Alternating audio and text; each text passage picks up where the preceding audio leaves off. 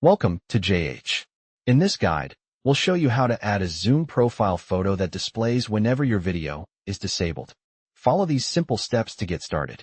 Begin by launching your web browser and heading to the official site at zoom.us. Log in using your account details. Once logged in, navigate to the upper right corner and select My Account to open your settings.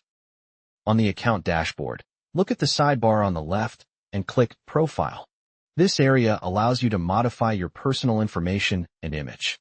Within the Profile tab, move your mouse over the current image or default avatar and click Change.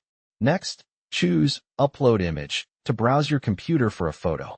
After selecting a file, crop it as needed and hit Save. Now, your chosen picture will show up during meetings when your camera is off. You can verify this by starting a meeting and stopping your video. Your profile image will now be visible to everyone else.